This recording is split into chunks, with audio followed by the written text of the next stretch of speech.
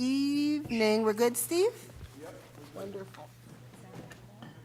Good evening. It's now 8:06 p.m. We are returning to public session. And to continue on with our agenda, our first item is a presentation from R.J. Bailey Elementary School. We have our principal, Ms. Sheepa Rossi, here.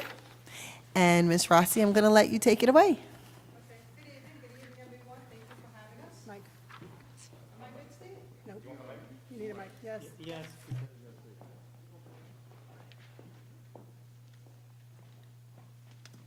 Hello. Good evening. Thank you for coming to R.J. Bailey and giving us the opportunity to share what we're doing here at R.J. Bailey.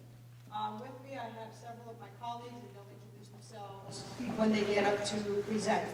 So each year we think about what is it that we're going to showcase to share with you in the community, what it is that we're doing at R.J. Bailey that's different, or to show how we're growing. So this year we decided to showcase what's happening with IB in our building, and to also showcase what we've been doing with SEL. So I'm going to give it to Ms. Buckout. SEL, my apologies.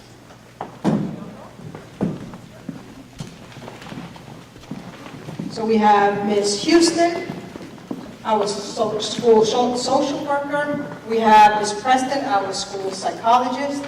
We have Ms. Weinberg, our band instructor. Ms. Dove, our art teacher and IB/PYP exhibition coordinator. And we have Ms. Parker, who teaches health to the 6th grade and home and career to our 4th and 5th graders. Good evening, everyone. SEL at Bailey. So each day we begin with SEL during our 9-minute home base. Each home base teacher is paired with a special area teacher or PBS staff person, and together we come together for the first 9 minutes of the day and do an SEL activity to get our students settled and ready to learn. The staff recently completed a 2-day training on restorative practices, where we gain insight into ourselves and our own communication styles, and learn some guided questioning techniques to improve student interactions. A significant portion of the day was involving restorative circles, which Ms. Preston is going to talk about more. Thank you. Good evening. So restorative circles help foster communication, understanding, and building a sense of community. And they focus on conflict resolution or community building. So maybe there was a disagreement at recess, you need to talk it out, or it can be used for a way for teachers to get to know their students and for students to get to know each other. So as teacher may ask, what's your favorite food, and they go around and share, or what's your favorite thing about school? Other activities that occur throughout the day are brain breaks. So brain breaks can help maintain focus, help with student engagement and academic performance. Teacher may have students do stretches or jumping jacks, or they may have them do activities such as Would You Rather. Another thing the teachers do are check-ins. So check-ins are to help foster emotional intelligence, self-awareness, and interpersonal skills. So we use a scale of 1 to 5, which would tell us on a scale of 1 to 5 how they're feeling. So 5 is great, 1 is not so great. The teachers then check in, especially with those 1s and 2s, like what's going on? Did something happen at recess? Are they nervous about a test or assignment that's coming up? So hopefully that then they're able to move on with the instruction. And I think Ms. Weinberg? No, Ms. Parker. Oh, Ms. Parker, okay.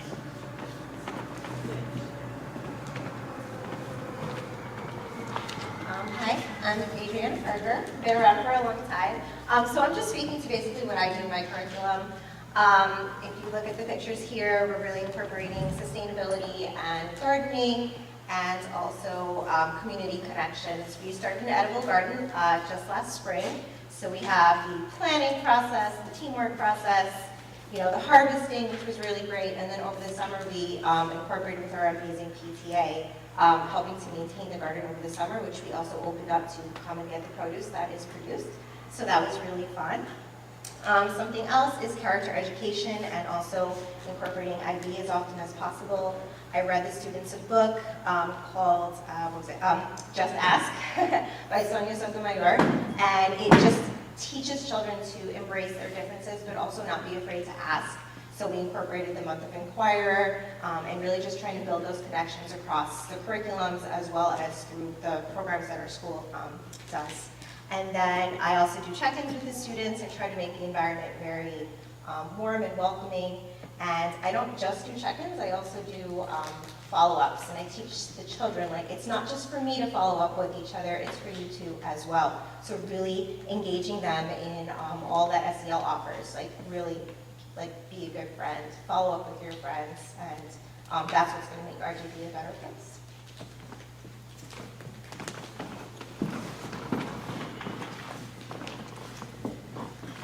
Good evening.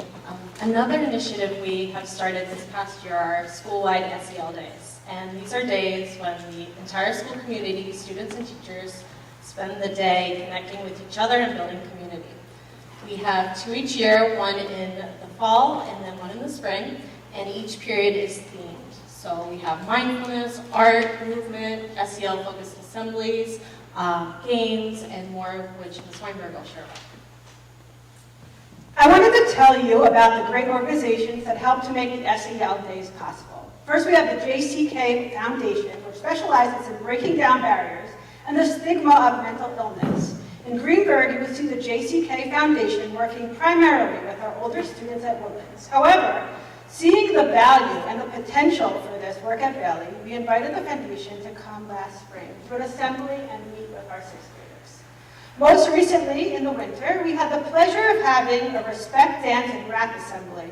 Hip-hop star Reggie Williams used dance instruction combined with strategically placed discussion about the importance of being kind and good to each other in the school. We also had the therapy dogs of Rockland. The students were very enthusiastic about the dogs coming into the school and being able to pet them. We also saw some very happy grown-ups interacting with the dogs as well. And some good dance moves. This past spring, we were able to enjoy the nice weather, and for their specials, they went outside to play. We had structured play, different opportunities such as planting wildflowers, there were soccer games, basketball, chalk, hula hoops, all kinds of fun ways for them to connect. And before the students went to play, we had a brief mini lesson around conflict resolution. So we sat the whole grade down and we talked about how conflict is part of life, it's normal, and there's healthy ways to deal with it. So they brainstormed their strategies for having positive relationship skills, social awareness, self-awareness. And with that preface, they were able to go out and play and solve any issues on their own. So the entire day we did not have a serious issue with the students. We also had a tree that was donated from Ms. Houston's sorority, a maple tree that's growing out in the yard to commemorate that day. This winter, the students were able to choose their specials. So they had choices from gym, art, we had a karaoke room, which was really fun. They could choose quiet reading, anything that helped them to kind of, connect with themselves, connect with each other. And then another thing we did was paint a mural in the hallway to celebrate the day. So it was a kindness mural that was completely designed by our students. And throughout the day, small groups of kids came down to paint this mural. Trustee Jacobson was there with us helping all day, which was a blast. And the kids are so proud of it. It reads, "Be the eye in kind," with a space for the students to stand to be the eye in kind. So they walk by it as they go to the cafeteria every day, and they're just proud that they did that themselves, and it's a reminder to, you can always be kind. So the students really look forward to these days. It's becoming a part of our culture here. They're excited, the teachers are excited, and Ms. Weinberg has a few student testimonials to share about their experiences. A 6th grade student said, "I love picking my specials on SEL days. It allows me to focus on what makes me different and see friends I don't usually see at that time." A 4th grade student excitedly told us, "I enjoyed taking a risk and dancing during the assembly. It was so much fun to do something so different while at school." We are looking forward to our next SEL day, which we are maybe making it more than a day. You'll have to keep in touch with Bailey to see, and that will be in June. So on behalf of the SEL committee, we want to thank our principal, Rossi, and we want to thank our board and also the PTA for all your support to make these days so special. Thank you.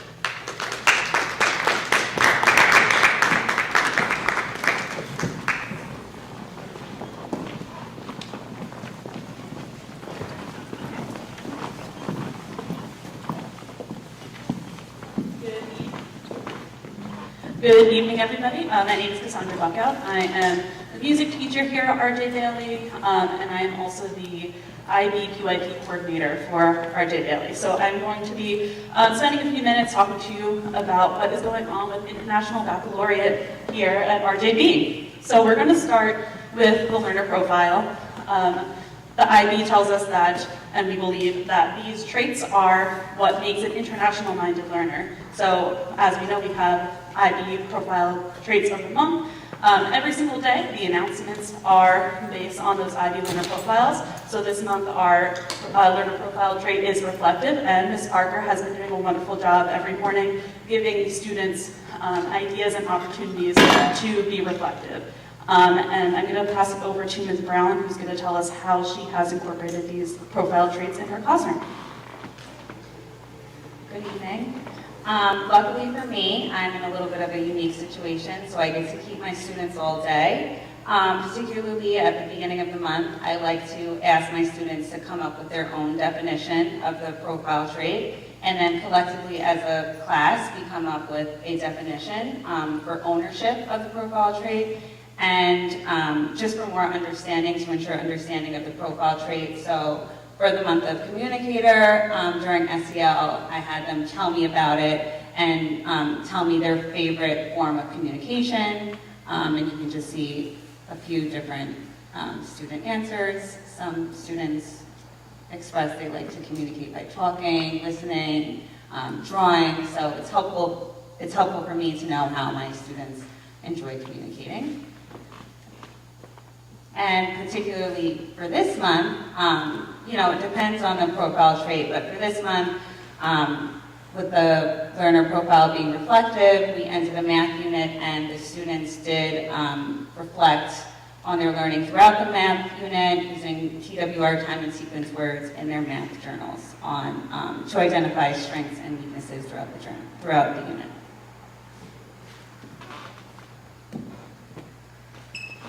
Also this year we have been really digging into our transdisciplinary units. So these broad units are, I find, a way to really connect the threads between the different content areas, especially in a building like ours, which is departmentalized. So it's a really helpful tool for us to be connecting the threads between all these contents for the students.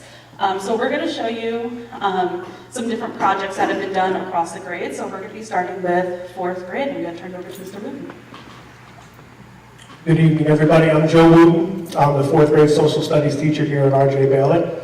So what I did was how the world works, our unit 2. So I like to always go back to how the world works with me in it. So how the children are working within the world. So what I did was a social experiment. We constructed a house of cards, and all 6 of my sections have done it. We constructed a house of cards using tape and staplers, but the children couldn't talk to one another. So they had to come up with a plan on how to build this house of cards with tape and staplers, I'm sorry.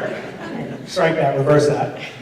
And how to do it effectively without talking to one another. So they had to plan on how to do that. So they had to talk about ways we can do non-verbal communications. They came up with body gestures, facial expressions, body language, and eye gaze. I found that was very interesting that 4th graders were able to come up with that.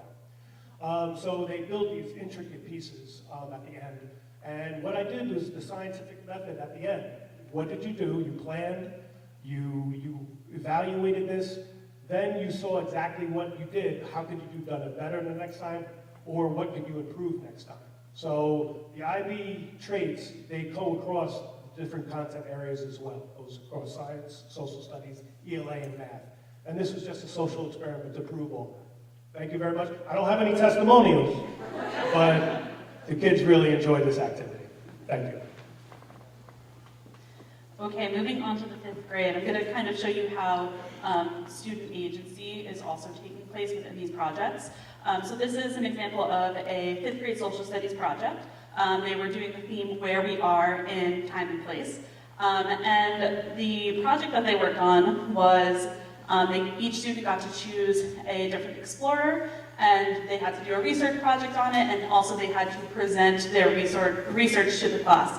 And they had to be able to discuss the impact that these explorers had on current day history. How did what happened hundreds of years ago impact our lives today? So here are some pictures of their presentations. And we have a 5th grade science project. So this was done by Mrs. Kahn. And the students were asked to design and create a prototype of a water filter. So I'm going to kind of walk through their process here. And their IB theme for this project was how the world works. So this was their blueprint. This is a one group. I'm going to walk you through one group's project. So first they created their blueprint. They worked together to design. And then they actually had to create the filter itself. They collected the materials and they put it together in the class. And then finally, they created an advertisement explaining what is so special about their water filter. Let's take a look. Hi, my name is Brendan. Today I'll be sharing a new invention, a flexible and cheap water filter. Hi, my name is Lucas, and I will be showing you how this filter works. Hi, my name is Parker, and I'll be helping out with showing you this new invention. Okay, so how this works is that there are multiple layers to our water. The first layer is with mesh, and we put gravel on top to help filter the water. The second layer is cheesecloth. This cheesecloth to help the dirt stay up. And then you would put this other cheesecloth filter on top to help filter.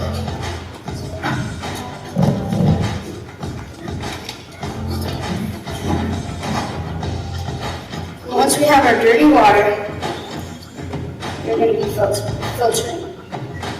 So once you pour in your dirty water, it will go through the filter. You lead it in, and water will appear. At first, this water might not appear as the cleanest, but this is reusable, so you can wash it, meaning that it can go through many times. So if you do it again, go slowly. But as you can see, the students are not just reading a textbook and writing down what kind of water filter would be great. They actually had to design and create it themselves, and you can see how proud they are of themselves for designing that. I'm proud of them too. Very proud. Go ahead, science teacher. Okay, moving on to the 6th grade. The 6th grade was focusing on the unit Who We Are, and the 6th grade teachers had a really great idea hosting a launch for this unit because we just think it's so important that these students are celebrating their identities. So what happened at this launch was the students came prepared with a paper where they wrote down pieces of their identity. And students that wanted to stand up and speak and share those parts of their identity were able to share it in front of the entire 6th grade. And you're going to see in these 2 videos that it was a celebration of everybody. I'm loving, I'm smart, artist, independent, brave, kind, strong, caring, and a great listener. Also, I'm a winner and a leader. So we were celebrating those students. If you couldn't hear, he said things like independent, smart, I'm a winner, I'm an artist. And then this next video is featuring one of our E&L students, and you're going to see Mr. Thorpe piping him up the whole time.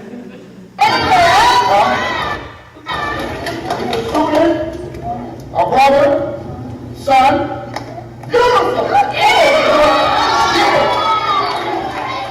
A friend, a gamer, a boy, and also, it is legal.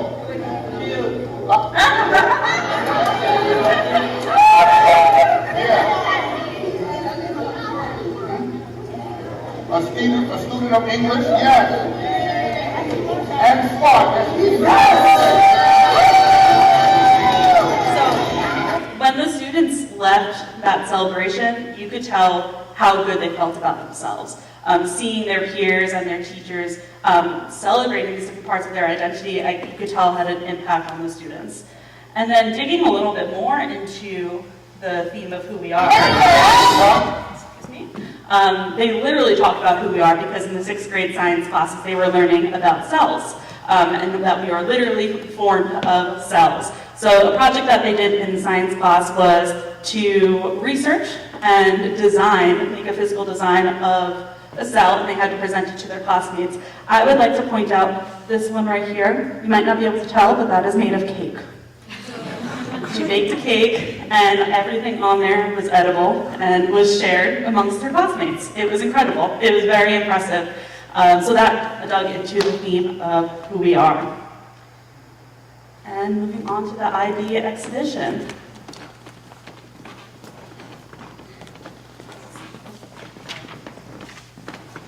So the IB exhibition is a culminating experience of the PYP program, which is the K through 6 IB program. Our 6th grade students participate in this student-driven, teacher-facilitated project. It's over the course of about 8 weeks towards the end of spring. And they are surveyed based on their interests. So the students are choosing something they would really like to learn about. They get so excited, I get to choose what we're learning about. So we give them broad topics such as technology, sciences, the arts, health, and sports.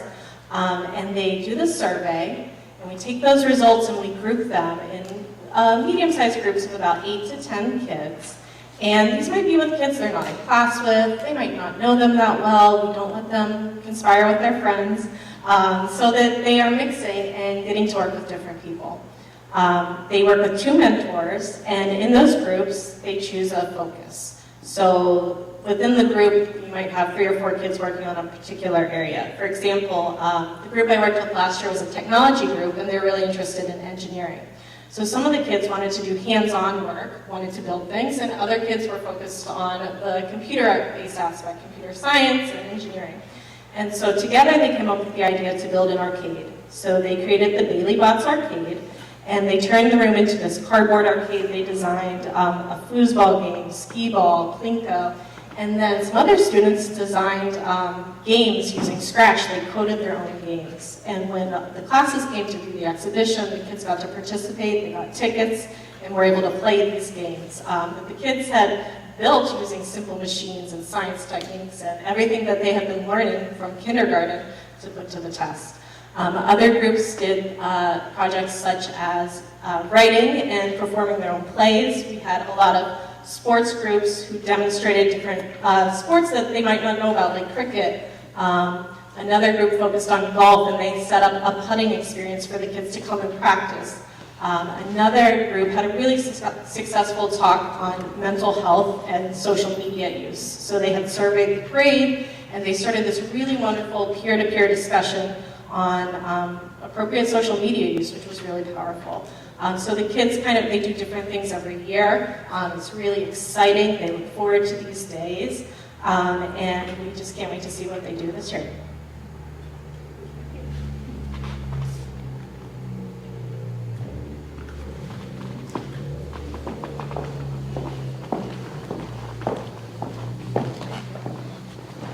Aren't they awesome? Yes.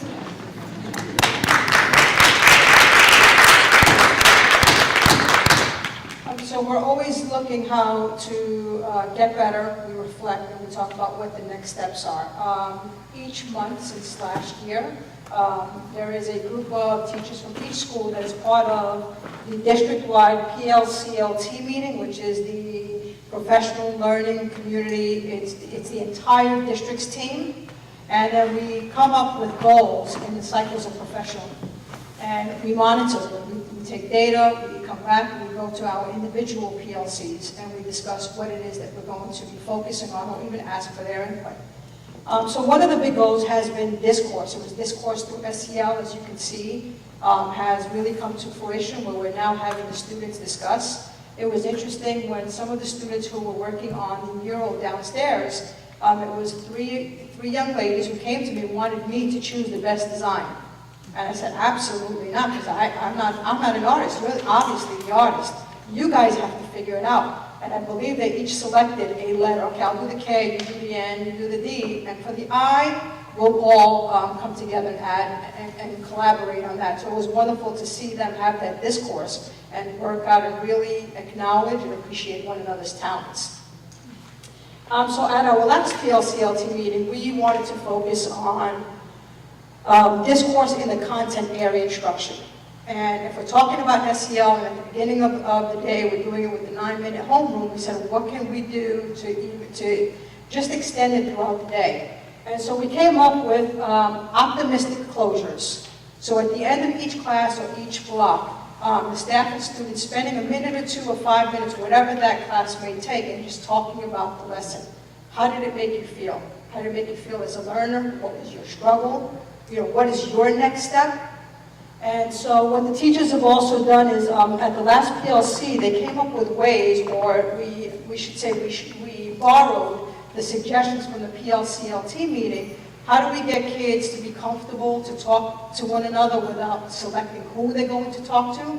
And the teachers came up with all using strategies like clock partners, let me make an appointment. It was really cool. Some of the math came up with your place value buddy. So if you find your 1 o'clock partner and talk about what the lesson meant to you. How did you feel as a learner? What did you learn? What are you still struggling with? And that was really awesome to see. And we're going to continue to extend this through peer-to-peer observation. The teachers are more than welcome to request to go observe a colleague, be it in the same content area, on a different grade, a different content area. And there are many strategies for the optimistic closure. It can be, what is your aha moment? What questions do you have? And one of the optimistic closures that I'm actually going to task you with is think about one word that you can come up with now that we've culminated our presentation. So I'll give you all a minute. Think of that one word, and if you can all share. My word is grateful. I don't think that I need to explain it.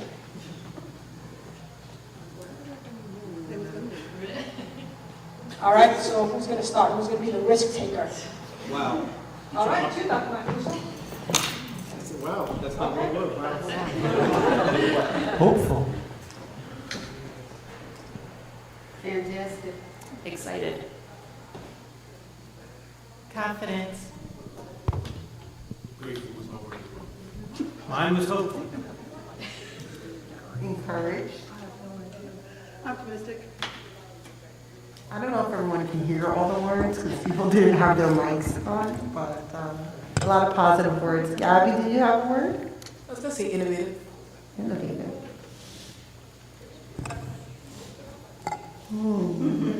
I'm trying to think. I like innovative though. Not grateful. I'll say creative.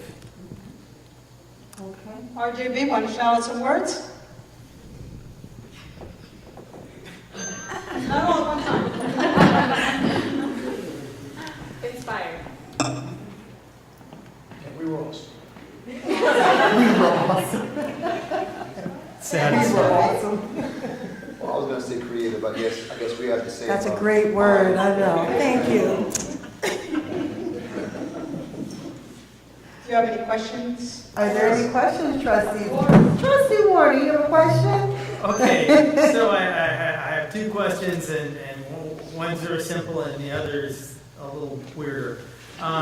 So on the IB side, we watched some sort of units in which the kids got together and did things that were practical and creative. And the question in my mind is, how big were the groups that were working together, and how long were the units physically? So is it like, oh, we did this in one day and we're doing something totally different the next day, or is this we're doing this unit for 6 weeks? What's the scale we're looking at? So the units are IB's in a framework. So what we do is we have our curriculum, and we're using it, in order to implement the unit that we are asked at each grade level. So there are some units that may run up to 6 weeks. There are some units that are shorter, that may be 4 weeks. Okay, and then I noticed over on the SEL side, you talked about reflection. The question in my mind is reflection the same? Are there individual variations in reflection, or is it you would expect a 4th grader to have kind of this level of depth in reflection, and by the time you get to 6th grade, there's this tremendous growth and you see that people reflect differently by the time they hit 6th grade versus when they were in 4th grade? Do you notice a difference at grade level or not? Does anybody want to chime in? I think sometimes that's a maturity thing. We can have hopeful expectations. Actually, Ms. Brown and our group were talking about, especially in special areas, we do get the very special experience to see their growth through the years, but sometimes we're like, wow, 6th graders we expected more from. So it's also just a developmental thing that I think we all appreciate and prepare and just try to be supportive of where they are and where they're going.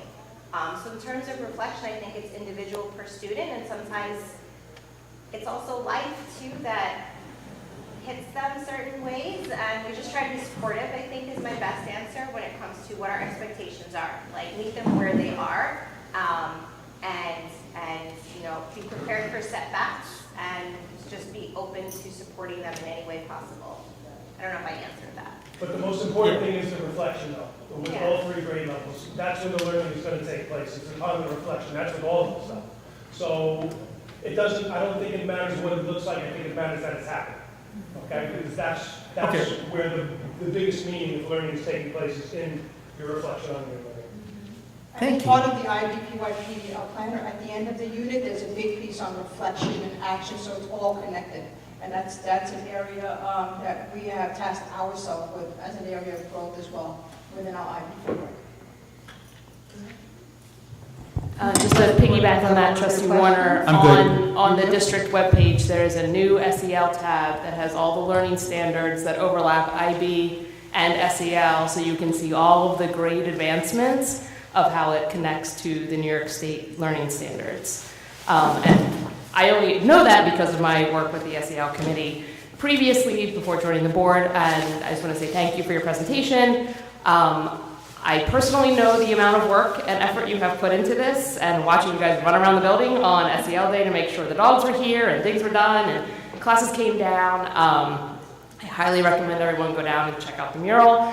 I actually did get my own testimonial from a student that was working on the mural and said that this was the only day that she likes coming to school, because academics are not always someone's strong point, but I think on an SEL day you get to be who you are and find those strong points, and you really get to shine. And even the kids who were probably the more like reluctant, I don't really want to participate, couldn't help themselves. Like, you saw them start to dance even though they tried not to.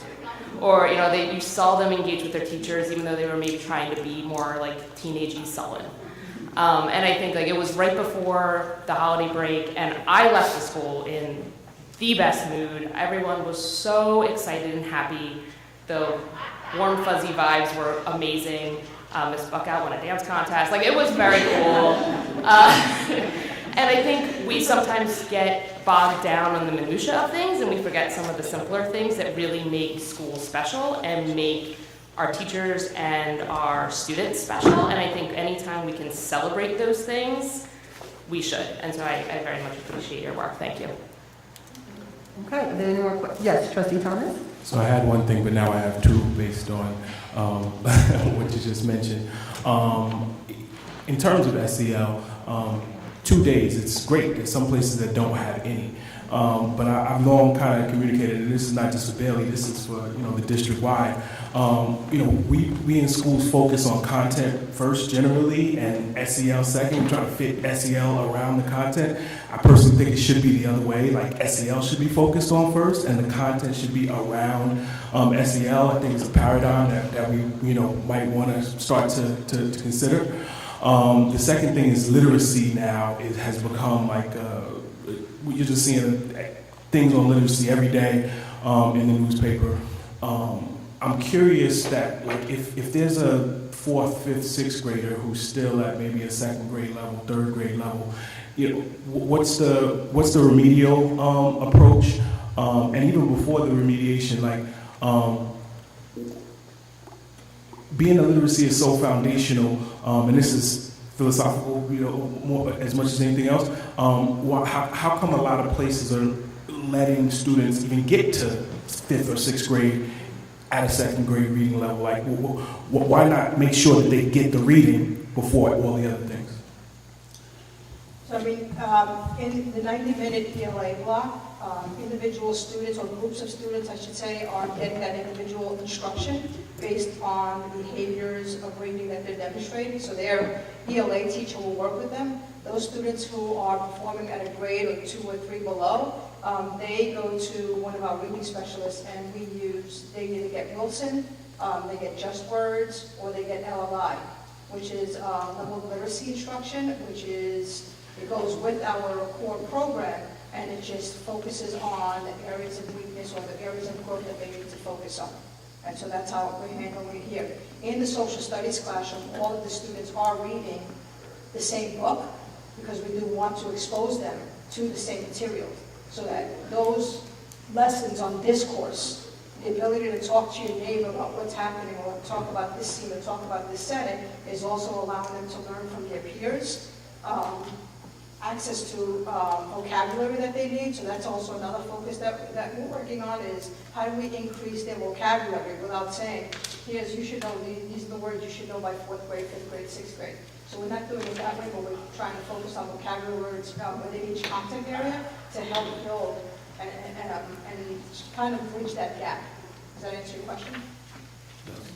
But I do think we should talk a little further about that, maybe in the education and wellness committee meeting, because I think that's a fair question, and it's come up almost every year. Trustees ask, how do students get, we receive students at Woodlands that are reading at a lower level, and then, it's just hard to catch up, and the strategies that have been put in place, so we can definitely have that deeper conversation. So we're tight on time. Are there any other questions from trustees? Trustee Long? First, I'd like to say thank you. What wonderful elements in that presentation. I very much enjoyed it. With the integration of SEL on a more daily basis and a greater, with 2 full days where it's greater impact, have you seen in this first half year of really integrating it, have you seen a difference in daily life at Bailey? And if yes, could you describe it? I can explain what I see on my end, and then some of the teachers can explain what they see on their end. When it comes to my end, the students are more able or capable of expressing how somebody's behaviors have had an impact on them, or vice versa, their behaviors. And so bringing those students together and having that little restorative circle and just talking it out, for me, I've seen a change in even how they help one another. So I know that today one of the teachers brought a situation where somebody was inviting their friends to play a certain game, and one student was not.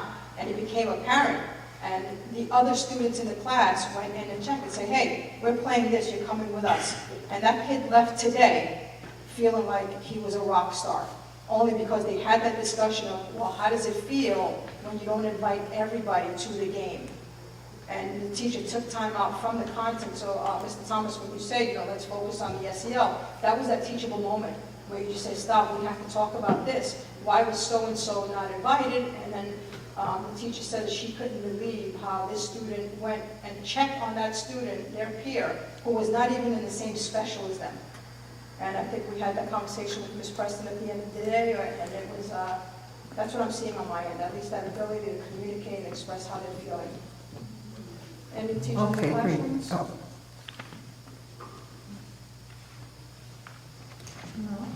I can just say, because I do have the great opportunity of getting to know all the students here as a specialist, and I find that there's a much greater amount of acceptance among the students because they're getting to know each other, I feel, a lot better than they were before through the social emotional learning, and getting to know each other on that deeper level.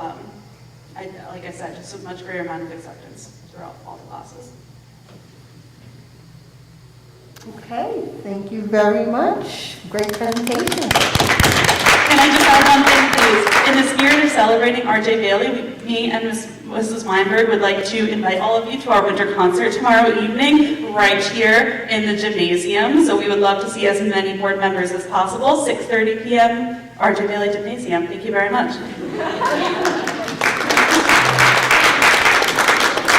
Thank you. President Mans, I know you guys can leave. I just have a question because when they were talking about their presentation, my question, and we can have an answer later, is how are all parents involved? Because Trustee Aaron, Jacobson had a lot to say, so I'm wondering how do we incorporate all parents to be involved in some of these wonderful days throughout the district, not just R.J. Bailey? Yeah, I was thinking actually maybe district-wide, we could look at how to help parents with regard to SEL, because some of the things that happen when kids aren't so nice to each other start at home. And how to help parents if they hear their children talking about another kid. At least in my home, the word is annoying. Another kid annoying them. How do you be friends with someone who is annoying you, or how do you be classmates with someone but you don't have to be their friend, or how do you reach out to an adult for assistance as opposed to take it into your own hands and do something that may or may not be mean. So that is my wonder, if there's going to be like parent SEL workshops. Well, and also if you are not part of the PTA, right? So how do we incorporate all parents? How do we make sure all parents feel welcome and all parents can walk out of a school feeling the way that Trustee Jacobson felt? So that's a wondering, like what are we going to do as a district to make sure all of our parents feel welcome in our buildings? Okay, so Dr. Macaruso taking notes, and Ms. Jacobson? I meant to say this earlier. As a parent with a kid at Bailey, Ms. Rossi's emails do take the IB profiles and list all of the ways parents can utilize those things at home. I don't know if parents do those things, but I appreciate the ability to take more abstract terms that IB offers and concretize them into actionable items for parents, and I think that's super helpful.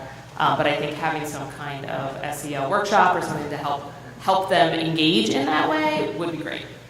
And making sure our parents feel welcomed in our buildings. Yeah, because I'm a parent at Bailey, I have 3 kids, I don't read the long detailed emails, but I'm wondering district-wide, kind of like a parent university or a parent,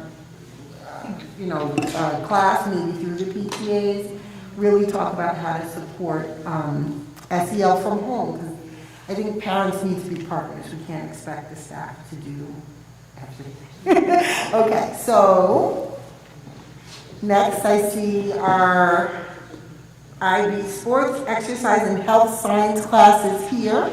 We have a presentation. The time is now 8:48 p.m. Thank you for your patience, class. And this is a high school class. Am I to assume everyone is 11th, 12th grade? Yes? Okay, great. I don't know who's going to start, but take it away. Move on the other side of the screen. Go on the other side of the screen. Make sure to place the mic on. Thanks, guys.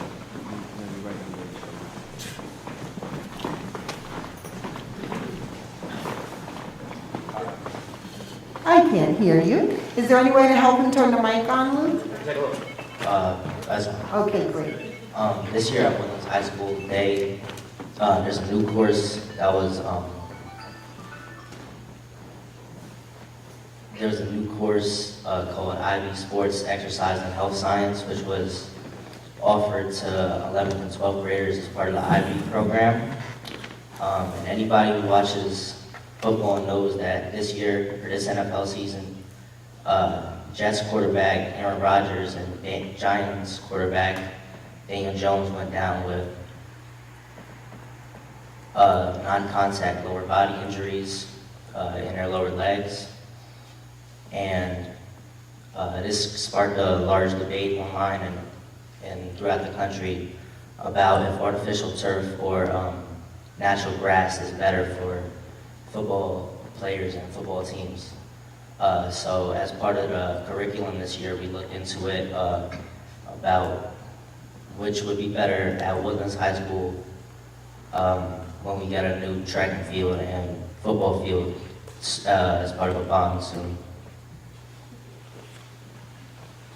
Hello everybody, my name is Benito Oz. I'm a junior at Woodlands High School, and I'll be covering the class 17 part. First of all, artificial turf is way easier to maintain, and it's way more cost effective than grass. It doesn't require any water or fertilizer, and you know that could play a huge part in the amount of money. Unlike grass, which requires a lot of water, so that's going to increase the bills, and it's just going to require a lot of money. Also, artificial turf can be played on any weather. If it's cold in the winter, the grass or the turf doesn't freeze up. Also, artificial turf could be used for a variety of activities, not just football, for soccer, and many more. Also, the initial value is around $9 per square feet. So if your sporting field is about $1,000, it's going to cost roughly around $9,000, which is not too bad actually. And yeah. I'm Alicia Owens, and I'm a junior at Woodlands. And another reason why we think that artificial turf would be a better alternative than natural grass for our football field is because of artificial turf has better durability. So the turf can typically last 8 to 10 years, but with maintenance and a little bit of upkeep, it can last 15 to 20 years. And the synthetic fibers that make up the artificial turf, they resist water and dirt, so we won't deal with issues like muddy patches and like divots in the turf, because sometimes that can cause injuries for athletes if they can twist an ankle or trip. So artificial turf, it usually stays smooth and you don't have to deal with muddy patches like how you would in natural grass. Hello, my name is Ethan Locke. I'm one of the players of the Woodlands Falcons football team. So this past season, there were many instances where the soccer team would play games on the turf and we'd have practice. So we'd play on a small grass field nearby. And on that field specifically, there was lots of it would always rain. So it'd be a lot of mud, a lot of holes, divots. And it wouldn't allow us to use our time efficiently since we're slipping, getting hurt, so that negatively impacted the team as a whole. Theodore Forbes, just to briefly summarize the durability points. So since the turf is made of synthetic fibers, you won't have to worry about the mud patches. That already lessens potential injuries because you have more even field and you don't have to worry about slipping nearly as often as you would on a grass field. And if you properly take care of your turf field, then you can have it last for 15 to 20 years, which will save you money in the long run over having a grass field.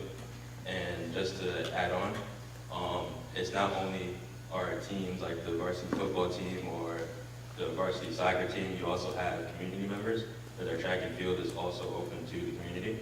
So having hundreds of people go through the field, you want to have something that's strong and durable that you won't have to worry about somebody coming in accidentally ripping up the field. Hi everyone, my name is Nancy and I'm a senior at Woodlands Middle High School. I'll be covering the performance-wise of artificial turf. So artificial turf is very much more durable and can hold a lot of heavy use in weather conditions, speaking of sunny, rainy, snowy, all other conditions, perfect, can maintain it, and is very well, as well as natural grass on the other side, which has a lot of patches, hidden rocks, muds, and this really leads to a lot of injuries with athletes, as well as difficulty performing at their highest ability. So this is why artificial turf is better. And also, recent studies have shown that natural grass actually had less injuries, but as now things are changing and they're working more on artificial turf, they're actually seeing a less increase, less injuries now with athletes when you use artificial turf. So going back to the main thing, this is why artificial turf is better than natural grass. Hi, my name is St. Shobek, and I'll be covering the weather portion of this presentation. So one major concern that we have is during when it rains. When there's major rain and storm, the grass is affected heavily. So I know you guys been outside before. When you if you ever try running on grass when it rains, see how far you get. You're not getting very far at all. So But when we have turf, you're able to do so much things because turf was already meant to do such things for weather condition. Another thing that was also researched was when we play during the winter/fall season, so sometimes it gets very cold outside. And when it's cold outside, grass is prone to get icy, which can hurt the players and it can hurt their feet and they're more prone to injuries. Hi, my name is Skylar Turan, and I'm part of the Woodlands Falcons football team. And weather plays a huge role when we play games, because certain games we could not have played if we played on grass because of the rain, especially our games during the Crew and Harmon and Homecoming. Like, we would not be able to play those games if it was raining on a grass field. So yes, that really shows how turf allows us to play when it's raining. Also, the turf field been here for as long as we know it. It went through every weather condition, blizzards, the hottest days in the summer, and it's still standing. So it's just showing you the power of turf. So that's what I got to say. Thank you. Thank you. Are there any questions from trustees? Sure. Warner? Okay, so I know that I've got a presentation in the Finance and Facilities Committee on a new soccer field, and that the soccer team is pushing for an artificial turf field. So then the question in my mind is, but I've also heard from some parents that whereas with football, you've got a lot of armor on, so if you fall down and slide, nothing bad happens. But if you're in playing soccer, you don't have the armor, so then sometimes you can get burned on the turf. Have you done any research? Has anybody looked at anything there to tell me whether there's a difference between football and soccer in terms of whether one's better, or is turf the way to go all the way? Thank you, Trustee Warner. Does anyone want to take that? Tell us your name again slowly and clearly. I'm Ethan Locke. Ethan Locke, thank you. Yeah, so me, myself, personally, I play football, and we do have all the armor on, you're right. But many times throughout the summer, we only have the uppers on, we don't have the lowers on. So as we're playing, tackling, and trying to get better, you do happen to fall and then experience turf burn on your legs, ankles. So in my opinion, I would feel that turf is just the way to go all the way, but that's just Thank you. Okay, thank you. Trustee Washington, I know you said you had a question. Okay, Trustee Thomas? Thank you guys for that very influential presentation. I at first, being a huge Giants fan that I am, know that at MetLife they just moved to natural gas from turf because there was lots of injuries on the natural grass. But as you mentioned, and I guess I'll do the studies, and if you have any of them that you can share about, I guess, new turf that has less injuries, I would love to see that, because over the long period of time, people have said that grass was better. So I would love to see some of the new things that you guys are referencing. So when we were first given an assignment by Mr. Washington, as you can see, a lot of us up here play football. So we actually thought that grass was the way to go. And then once we got into the researching, we saw so many points that showed that artificial turf was going to be a better option, that we decided to support artificial turf. Tell us your name again, slowly and clearly. Julian Goldstein. Julian Goldstein, thank you. I saw a hand raised for someone to, okay. Before you talk, tell us your name slowly and clearly, please. My name is St. Com Chauvet. Okay, thank you. In regards to the new turf, there's studies that shows like the injury rate are basically the same, almost the same now.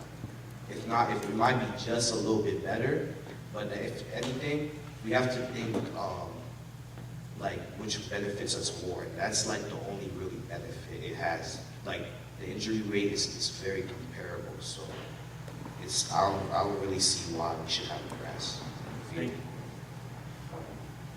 So my question has more to do with the course you're taking. First of all, why did you take the course? And then what are you getting out of it?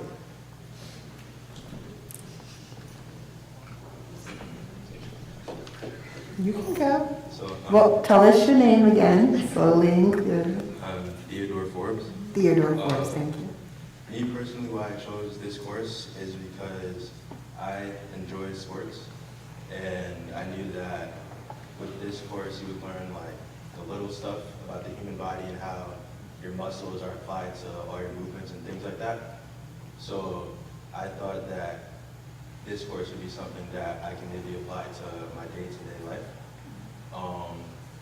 So far in this course, what we've learned, we've gone over all the basic anatomy. So the major muscle is like the triceps brachii, the biceps brachii, the quadriceps, the hamstrings, etc. We've gone over all of those. We've gone over all of the major bones, so the femur, the humerus, the tibia, the fibula. And currently what we're doing, we're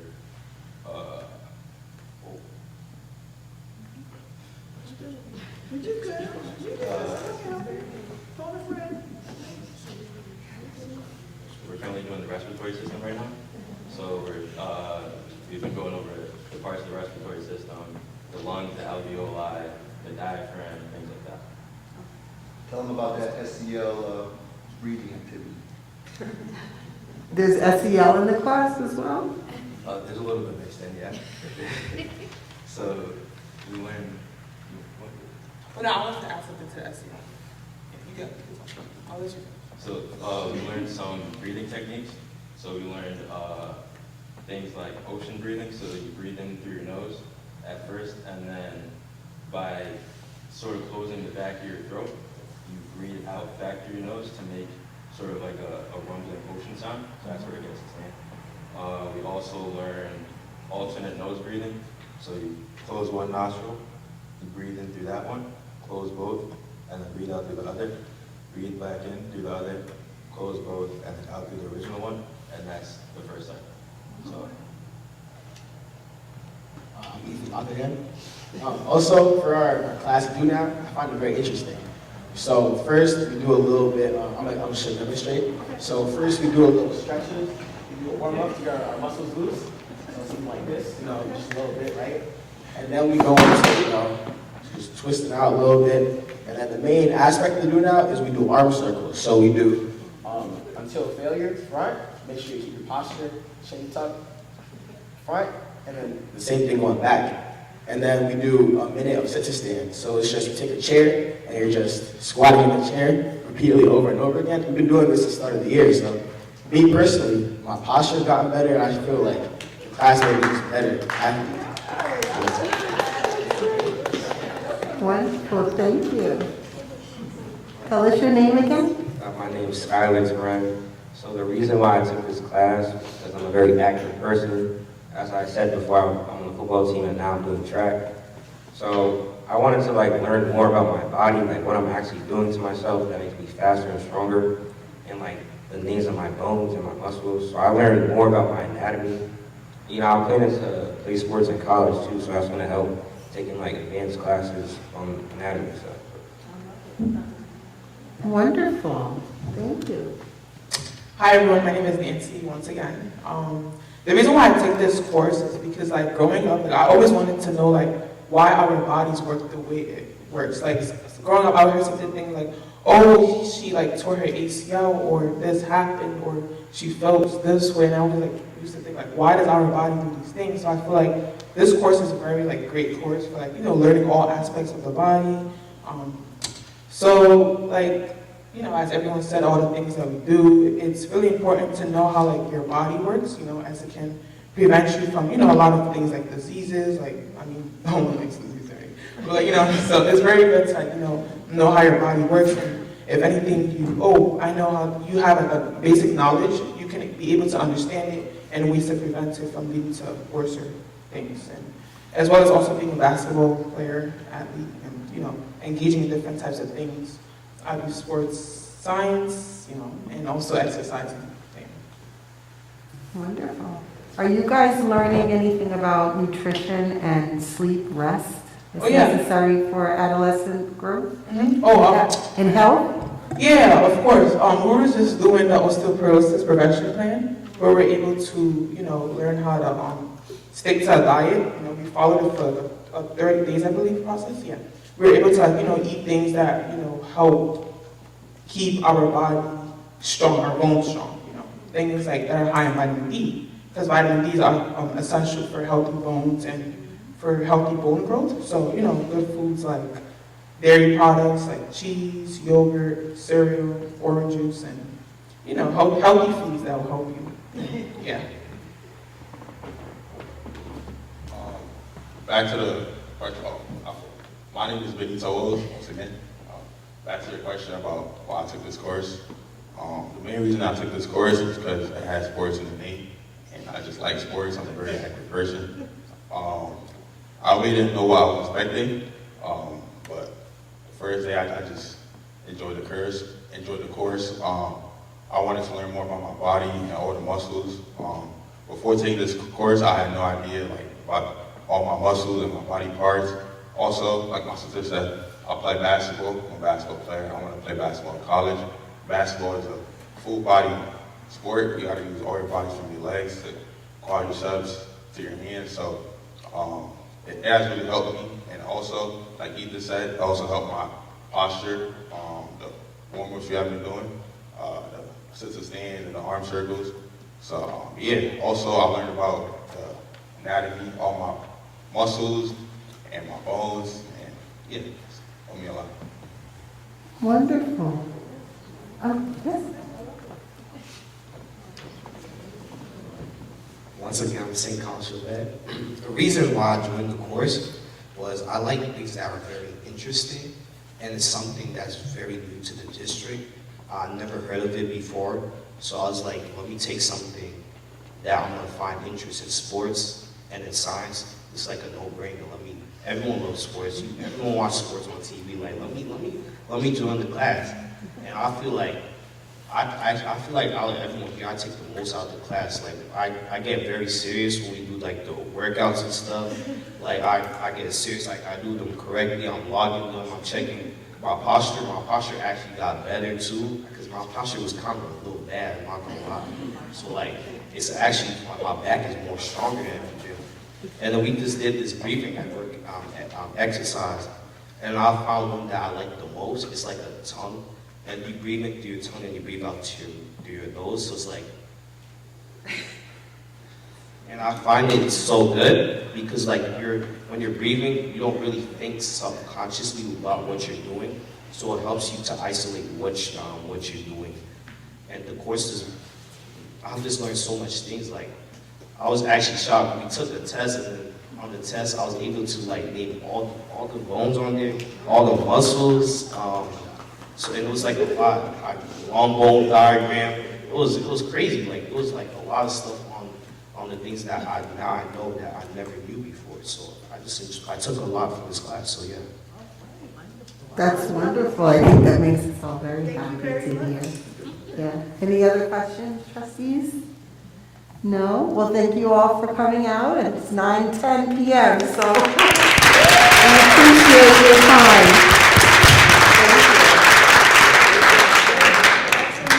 Okay, yes, wonderful job. Thank you. Okay. Next, we have the policy presentation. Trustees, we have one policy here for review, which is policy 3272. Trustee Ballin, you are the policy chair. Do you want to tell us about this policy? I'll just say that policy 3272 has to deal with advertising in the schools. There was only one small adjustment suggested by the board at the last meeting that's regarding a cross-reference, which has been added. This policy is available in the district office or in the district clerk's office. It's available online in the board docs section of the featured items. It's also available in all the school buildings. Any comments concerning this policy by the public should be submitted in writing to the Board of Education. That's board@greenburghcsd.org. This policy will be presented for a month and will be possibly acted upon at the regular meeting in February. Thank you. Thank you, Trustee Ballin. Are there any questions, concerns, comments on the policy? Hearing none, we'll move on to our next item, which is item C4, committee reports. Are there any committee reports for the board this evening? Trustee Warner. I have two committee reports. One is the Technology Committee and one is the Finance and Facilities Committee. The Technology Committee met on Friday, January 19th at 1 p.m. In attendance were David Warner, Chris Vallon, Aaron Jacobson, Kelly Verdina, Luke Johnson, and Dr. Christopher Macaluso. We adopted minutes of the January 11th meeting, reviewed the status of the one-to-one device take-home program. We determined gumdrop covers will supersede carrying cases since they work all the time instead of just when you put them in the case. We're centralizing our stock of spare Chromebooks in each school to improve inventory control. Next year, we may update our computer usage agreement to establish consequences for equipment damages and to separate the basic agreement from the take-home program opt-out provisions. We reviewed the BEDS data reporting process, including our interactions with ILRIC. The administration is correcting issues with underreporting enrollment that have a negative impact on our state aid. Improved process documentation could make it easier to see where we need to build staff redundancy into the process and help with training new hires. 4, we reviewed eSchool home access for transcripts and report cards. 5, we plan to set up sample tasks and invite users to test our Edleo content management system before we go live with a final new design for the district website. We might invite people from other committees to participate. If anyone is interested, let us know. 6, agreed to review an updated draft of policy 7316, student use of personal technology, at our next meeting. We're going to try and make it match what our actual policy is, what we're actually doing now. 7, reviewed the online academic credit recovery process for seniors. 8, agreed to review security camera upgrade recommendations at our next meeting. We adjourned the meeting at 3:09 p.m. The next Technology Committee meeting is February 8th at 1 p.m. at Woodlands in the Little Theater. Second committee report, a little longer. The Finance and Facilities Committee met on January 18th at 6:30 p.m. at the Woodlands Innovation Lab. In attendance were David Warner, Lisa Raymond, Dennis Pugliese, Gabriela Barahona, Katie McGee, Amy Ashley Moore, Steve Morton, Jessica Muldoon, Chris Vallon, Fred Seba, Carol Allen, Michael Messina, Dr. Linda Iverson, Elizabeth Sindona, Tracy Mears, Aaron Schwartz, and Luke Johnson. I'm going to highlight a few of the items we covered in this meeting and allow the board to look at the minutes in more detail later on. I'm not going to go over 2 hours worth of stuff. Thank you. Okay.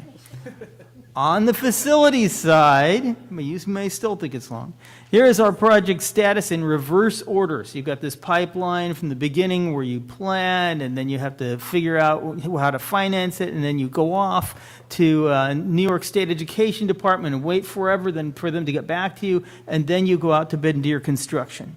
So in reverse order, construction is nearly complete on the Phase 1 ventilation project for all schools and half the Highview roof. The mansion roof is almost done, and the Woodland Security Vestibule is under construction. We're awaiting approval from NYSED for the R.J. Bailey Auditorium side sloped roof submitted August 30th. Okay? The reason we're sitting in a gymnasium instead of in an auditorium is we've been waiting forever for NYSED to get back to us with approval. The auditorium project is waiting approval for the roof. We have also submitted plans for the flat part of the R.J. Bailey roof, the Woodlands roof, the tennis courts, the track projects from Phase 2, the fire hydrant project, and the energy performance contract. We're all waiting. Our PTA council recently met with Assemblywoman Mary Jane Shimsky, and one of the things they lobbied for was quicker turnaround on getting construction projects approved. Assemblywoman Shimsky's office is providing funding for gas service reconstruction in Woodland Science Lab 314, and our architects are doing pre-design work on that. Because the process is slow, we're planning Phase 3 now for after we get done with everything else and additional phases because it takes forever to get through the planning stage. So options we discussed and we came up with costs, they include science labs at Woodlands, $5.8 million, and that was the most popular thing at the meeting. Priority 1 and 2 building conditions survey items, that is a lot of safety items. Dave Bridgelaw, one of our committee members, put that together. There's about $2.7 million worth of stuff in that. Exterior shells, that's mostly windows. If you did all the windows and most of the outside stuff, it would cost a total of $21.7 million. So we'd have to divide that over multiple phases, and no way we're going to do that all at once. Mansion ventilation, we could get back to the mansion for $2.63 million if we just did the ventilation. ECP classrooms at Lee F. Jackson, if we added 4 of them, we had 2 options. One is $14.5 million, and the other is $11 million. And soccer fields, that's $2.4 million, and it includes an artificial turf field. On the finance side, we have $5.9 million in our capital reserve fund. The 2024-25 budget is in development. Governor Hochul's executive budget state aid run reduced our state aid by $500,000, which is similar to what happened to a lot of districts. I think they're trying to do a balanced budget and have certain restrictions. Don't know if that's how it'll actually end up, but that's where it is right now. Our corrected total beds day enrollment is 1705, not 1656 like we thought in October, but the submission deadline was in November, so for this year's aid, we got what we got. Board budget adoption is April 16th, budget hearing is May 7th, and the budget vote is May 21st. Last thing, the Edgemont Village Incorporation issue is heated up again. The Edgemont Incorporation could negatively affect our tax base. The governor has signed last year's bills that we were talking about before, Senate Bill 7537 and Assembly Bill A 7761, creating a statewide Village Incorporation Commission, but excluding Edgemont from key provisions. This year, there's a new bill, S 8001, improving the law, but specifically excluding past Edgemont petition witnesses from the new rules until January 1st, 2040. The town of Greenburgh passed a resolution to hire counsel to challenge the legislation. At the time of the FinFac meeting, the bill had passed in the Senate but was still pending in the Assembly. From the New York State Assembly website, it now appears to have passed yesterday. So both houses have passed it. FinFac member Dr. Carol Allen provided an update on this issue and offered to provide further information to anyone interested. Her email address is carolballenmd@yahoo.com. That's CarolBallenMD, she's a doctor, @yahoo.com. The next meeting of the Finance and Facilities Committee is February 1st at 6:30 p.m. in the Woodlands Innovation Lab or via Zoom. Thank you. Thank you, Trustee Warner. Are there any questions or comments? Anyone? No? Okay, are there any other committee reports? Yes, Trustee Long? The Wellness Committee met last week, Wednesday, January 17th at 4 p.m. at Lee F. Jackson. We reviewed a 72-page document.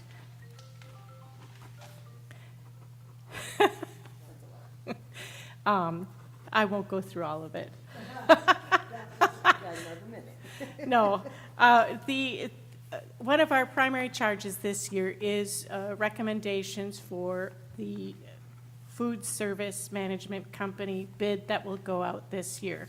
We reviewed the document that is used to bid for this contractor.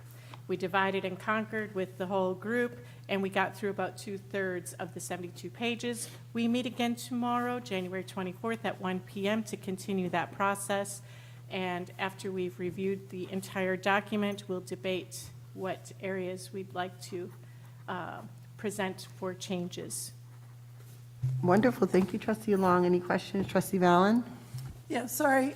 Do you have a target date to have that completed so we know when it will be put out for RFP? Vis-a-vis the budget process. I was going to say, which part? We're going to offer recommendations. We hope to have our recommendations ready before the end of February. So actually, I suspect by middle of February. Then it has to go to the attorney, and then after the attorneys come to you guys, and then we'll put it out for a month. So we were hoping, right, that we would have everything done and completed by no later than May 1st. Yes. So, okay, thank you. Are you okay, Trustee Valen, with the timeline for the budget? It's, yes. Okay. It won't be, we won't know the numbers for the Right. budget. We won't know the numbers for the budget, which is her issue. But That's what she's bringing up. That's a different budget. Right. That's the Good point. cafeteria budget, not the general fund. Thank you for the reminder. Any other questions or concerns? I did send a picture that was shared with me. A parent had some concerns about a food product.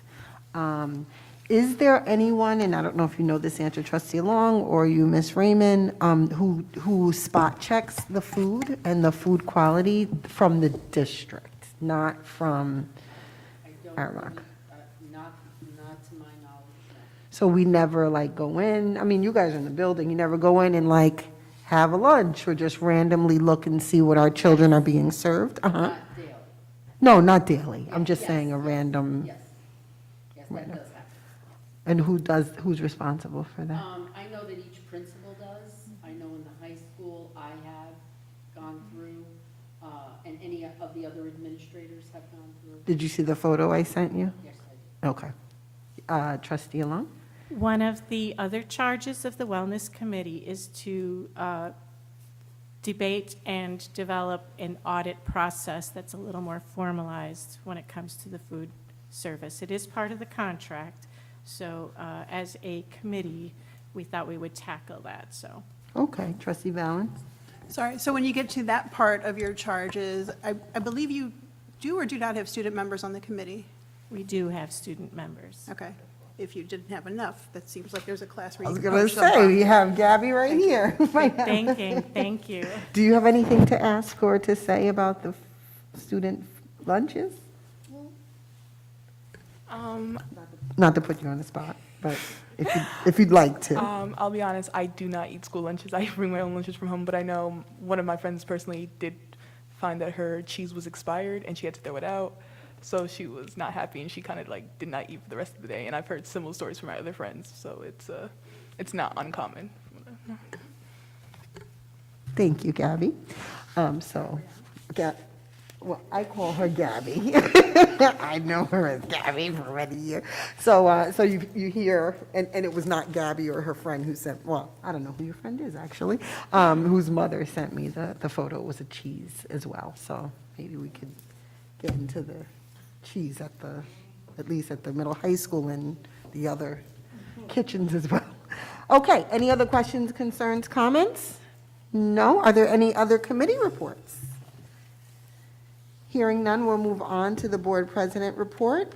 So I'm going to be very quick, just letting everyone know that the board, as you see on our agenda, we're going to have a preliminary budget discussion. We are definitely getting into that budget season, and that is one of our main primary roles, is to oversee the budget and the responsibility of the tax dollars. That is why you've elected us. So that is something we are ramping up for, and we're really going to be focusing on.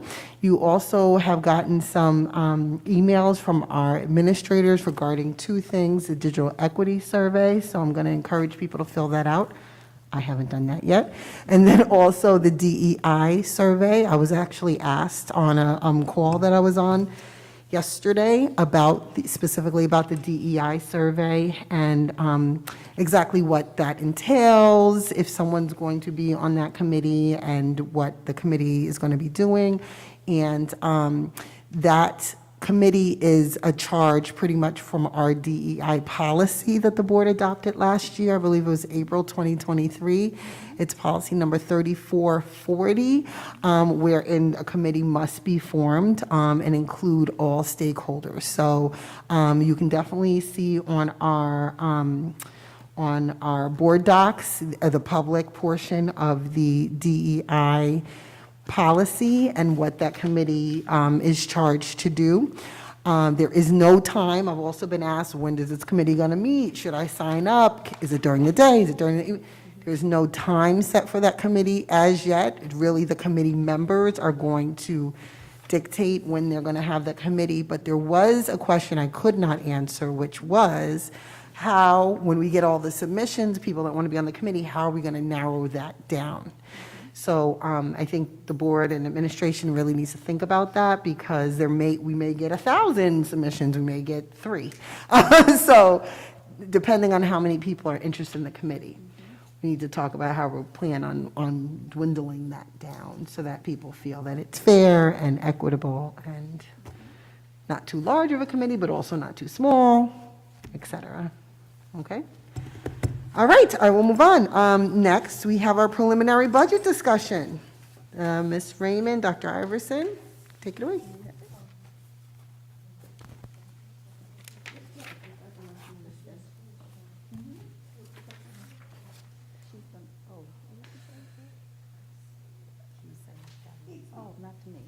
So I've put together today the property tax cap calculation to let us know what we would need for a 50% plus one simple majority. Our tax-based growth factor has decreased from this school year. This year, it was 1.024%. For the next budget cycle, it's 1.017%. And what that basically means is that there wasn't as much growth in our town as there was last year. So that's why that number decreased, and that is released by the Office of Real Property Services in Albany. Construction and new homes. You're welcome.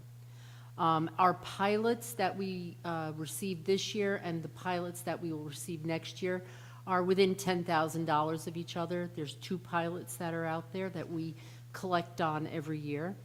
Our capital tax levy exclusion, again, is just the BOCES capital expenditures that Greenburgh is responsible for to Southern Westchester BOCES. Once the energy performance contract has gone through and once phase 2 funding has gone through SED and we take the funding, then that will affect our tax cap, because a capital tax levy exclusion includes any payments that you're going to make on a bond because the taxpayers have already approved it. So it is something that has to be paid whether you have a successful budget or a contingent budget. Is one of those expenses that has to stay, okay? So this year, we levied property taxes of $65,272,377. To stay within a simple majority, we could increase that by 3.72% to $67,701,604. But to that dollar amount, we can add back any carryover that we didn't use in the previous year. So we could add back $1,007,776, which would give us a tax levy of $68,709,380, which would be a 5.27% increase in our taxes. If we didn't use the available carryover, which we haven't in years past, and stayed with the 67.7 million, that would be a 3.72% tax levy increase from year to year, just on the tax cap. You have to realize and remember that none of this is reflective of what somebody's taxes would go up. Because, as I explained last year, the town of Greenburgh, an independent company, and the Office of Real Property Taxes get together, and they determine the value of the home that is, everybody's home. That has gone up again for next year, okay? So that house that we used last year that was $80,000, has now been valued at $632,000, I think. I'm trying to remember the numbers. So the people's valuations of their homes are increasing. And our assessor told us last year to expect that because prices of houses are going up. There was a reval, all that kind of stuff. So she said to definitely expect this year that the property values would go up, and they did. So this is the tax cap that will be used in preparing the budget, in preparing the tax levy, the tax levy for the proposed budget, and this is what I will submit by March 1st to the Office of the State Comptroller. So this is the first round. So by March 1st, I have to submit this. Dr. Iverson has to certify it just to get it up there. Once you adopt a budget and this number, if it changes, I go back in, I readjust our numbers, Dr. Iverson recertifies it, so that come this time next year, they already have our numbers, and some of them are pre-populated. That's why. That's it. Ms. Freeman, why do we have $1 million carryover? Because you didn't use the maximum amount that could be used in a previous year. for the tax levy. So you have to remember, when we do the tax cap calculation, Not my this question. tax cap calculation shows what the simple majority would be, which means we'd have to get the number of people that vote, 50% of those that vote plus one vote have to vote yes for the budget. So, In order to stay within that cap, okay, the simple majority, you could levy $68.7 million. Got it. If you don't, okay, and let's say we levy 66 million, next year, you'll have another carryover. So that what the comptroller and the governors are doing is they're giving you the opportunity to say, hey, I'm saving money here, but if something happens next year, I can carry some of that over and use it because I didn't use it in the previous year. so again, I guess I just have to ask, again, it might sound repetitive. Why are we not using a whole $1 million that we budgeted for? Well, that's up to you guys. You guys determined what tax levy you wanted to set and how big of an increase you wanted people's taxes to go up. So when we Trying to be kind to the budgeted, taxpayer. Right. We were trying to be I don't kind to know. the taxpayer. I don't know, I haven't heard an answer. So again, we had a budget set last year. Correct. We started the school year July 1st. Correct. We had a budget set. Why did we, between July 1st and now, or propose between July 1st and June 30th of this year, why are we not using a whole $1 million? Okay. Last year, when we were doing the budget, I believe trustee Warner said, do not let the tax levy go any higher than 3%. So we left it, we got a budget that fit into the revenue section with only a 3% increase in the tax levy. You left $1 million on the table.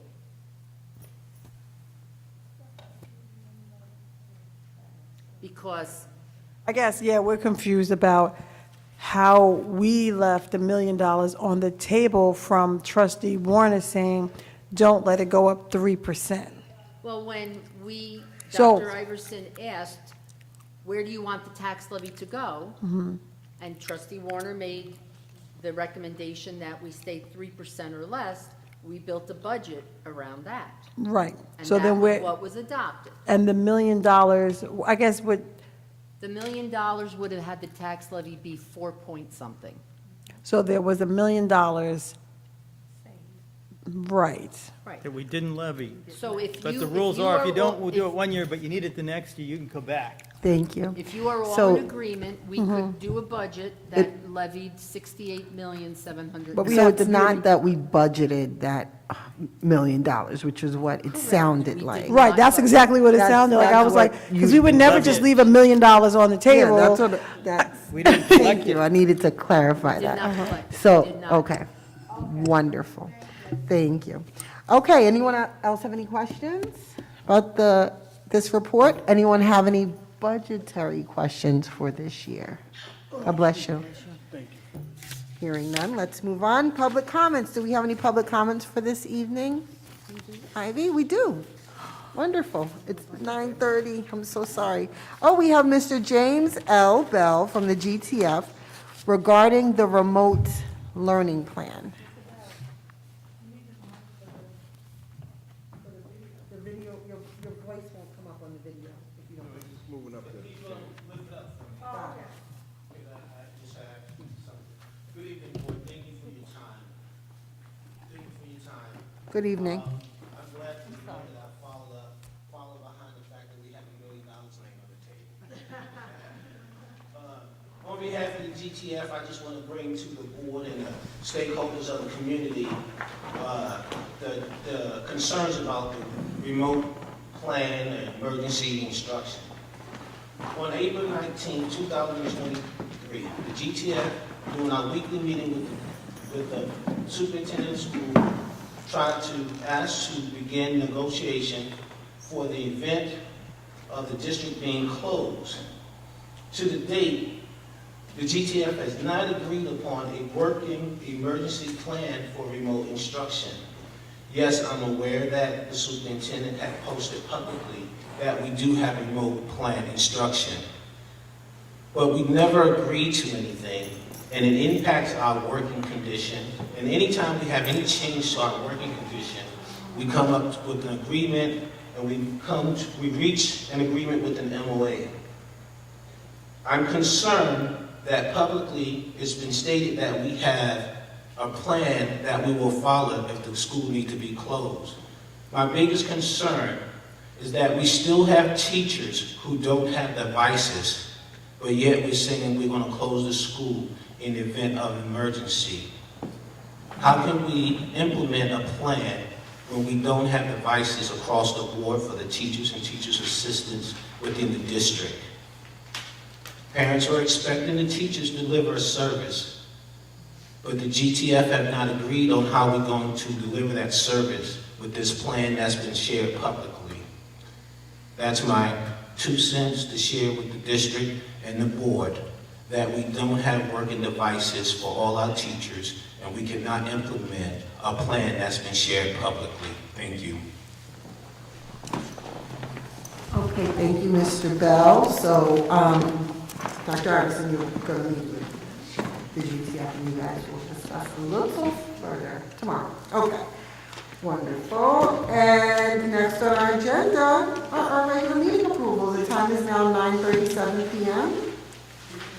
The item first on our agenda is the personnel instructional items. I move that we approve the instructional personnel items presented to the board for approval this evening. It's been properly moved in second. Any discussion? Hearing none, all those in favor? Aye. Any opposed? Any abstentions?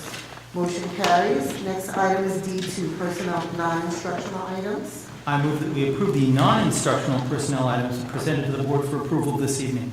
Second. It's been properly moved in second. Any discussion? Hearing none, all those in favor? Aye. Any opposed? Any abstentions? Motion carries. Item D3, board action items.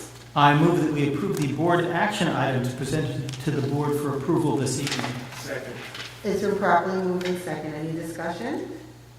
Hearing none, all those in favor? Aye. Any opposed? Any abstentions?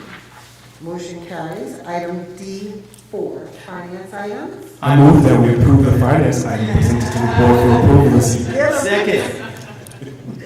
It's been properly moved and second. Is there any discussion? Hearing, well, I do have a question about, this is finance items. Did I say what action? Finance. Oh, finance. I do have a question about the warrant report. I believe I sent in an inquiry about Diamondback. Yes, thank you. Can you explain more on that?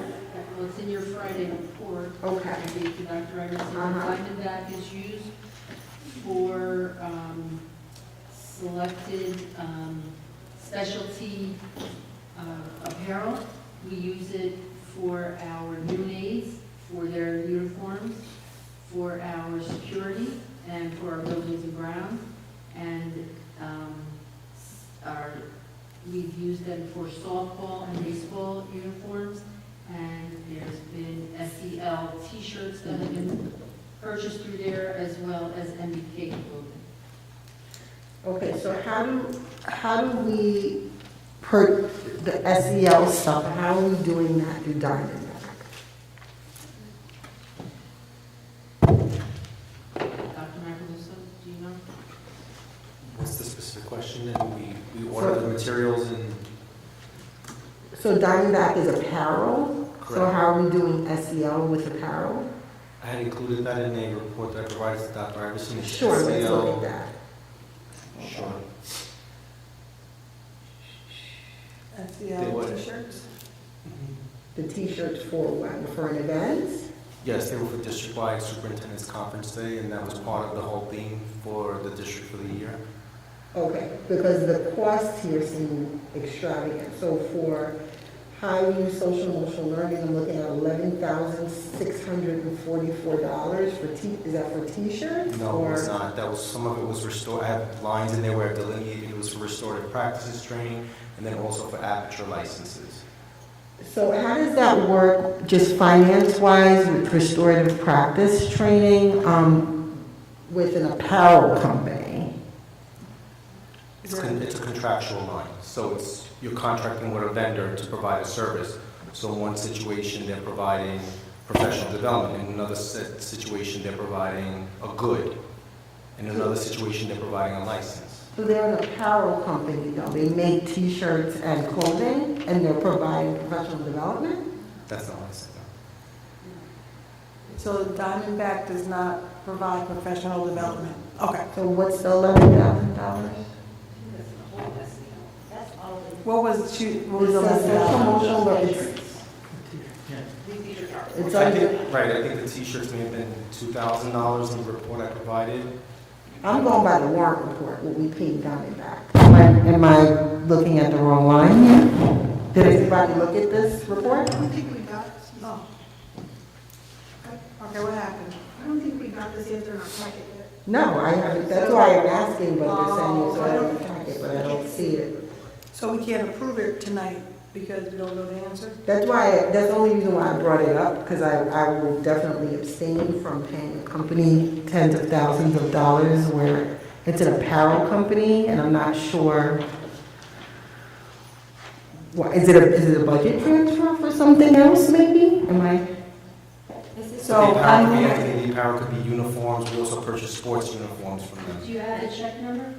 I move that we table Diamondback until you get your answer on the Friday packet. It's a report. It's a warrant report, yeah. Well, I move that we table the whole warrant report until you get the information you need. Is this one of the board increase that came to us? Are you not allowed to do that? Because we can't get the answer right this second. So, Well, are we gonna be stuck on this all night? if I knew what check number it is, I could cross-reference it, but Right, that's what I'm saying. We don't have ample information to get the correct answers during a board meeting. So we need to either table it and then come back to it. So, H2. because I'm just not gonna have wondering questions, just to have wondering questions. So we can do one or two things, because we're in discussion. Either the motion can be rescinded and we can take that warrant report off until the next meeting, or we can vote on it as is and wait for the information later. What's your preference? But if you don't feel comfortable, Oh, yeah, I'll just abstain. But, I mean, but then you're bringing it to your other trustees. So the word trustee is to trust the process. So if we're not trusting, that the board president doesn't trust the process, then we need to take action. If anyone else wants to approve it, please let us know so we can move forward. So, There's a motion on the Right, you on have the to floor, withdraw. so now we need to withdraw. So the person who made it? I'm not withdrawing until we figure it out. So I moved. Either you second or we don't. The finance items. Who made the motion for the finance? So- I did. You did. no, trustee. Oh, the original, sorry. That was you, Jamal. I move that I rescind. I what? I rescind. I rescind. See, that's why I should just let you do it. I rescind the motion to approve the finance item presented to the board for approval this evening. Wonderful. Do you want to make an amended motion? I have a motion on the floor. Okay. I move that we approve the finance items with the exception of item H2. So you just ignore my motion? That's what you're I gonna don't know what your motion was. do? So you should be listening. Because if you go back and press rewind, I put a motion on the table, so just so you know. I'm not gonna go over it again. Just go with trustee Warner. Yeah. Go ahead, trustee. So is What I there, did was I made a motion to pass everything except H2. Right, I'm just saying that you ignored my motion. And your motion was? Not you, the president, not you. well, what was your motion? Go ahead, trustee Warner. I'm not saying anything. So is there a second motion, a second to the motion? No, no one second my motion. All right, is there a second? There's a motion on the floor. Second. Thank you. So now we move to second. Is there any discussion? Hearing none. All those in favor? Aye. Any Nothing. Item H2 until a future meeting. Okay, great. Yes, we will do so. Please pull H2 item. Next item on the agenda, D5, business items. Can I get a motion? I move that we approve the business items presented to the board for approval this evening. Second. It's been properly moved in second. Any discussion? Yes, discussion. Yes, discussion. We approved to go with board action. We just did finance, and now you said business items or Yes. personnel? Business. Business items. Oh, I'm following the just, I don't see any business items on the agenda, that's why I'm asking. Page 5 of 12. That's what I'm looking. Right, but I don't see any actual Business business items. items on the agenda. Oh, I don't either. Maybe that's a typo? Yeah, okay. Scratch Typo. the typo. So Can you rescind send your motion. whoever made the motion? Rescind Rescind the motion. We're having a time tonight, but we're gonna get out before 10. Does anybody rescind that motion? All right, so now let's make sure that there are pupil personnel services items. Did someone rescind the motion? You did? Wonderful. Motion? Next, we do have people personnel services. I'm looking online. Can I get a motion? I move that we approve the pupil personnel services items presented to the board for approval this evening. Second. It's been properly moved in second. Is there any discussion? Hearing none. All those in favor? Aye. Any opposed? Any abstentions? Motion carries. Next on our agenda, we have closing items. Does anyone have new business? Item J1. Hearing none. Oh, I can't see you, sorry. Trustee Jacobson? I have my Highview report. There was a book club tonight. There's a virtual parent coffee this Thursday, and lunch with the principal on Friday. And iReady Diagnostics for middle of the year began today. And the final thing is that the third grade talent show has been moved to the 21st of March. So there's a date change. Thank you. Any questions, comments, concerns? Are there any other new business items? Hearing none, can I get a motion for J2 adjournment? I move that we adjourn the meeting. Second. It's been properly moved and seconded. Did you have discussion, Trustee Brown? No? You sure? I'm sure. It's 9:48 p.m. All those in favor? Aye. Opposed? Any abstention? Motion carries. 9:48 p.m. Good night. Thank you. Historical.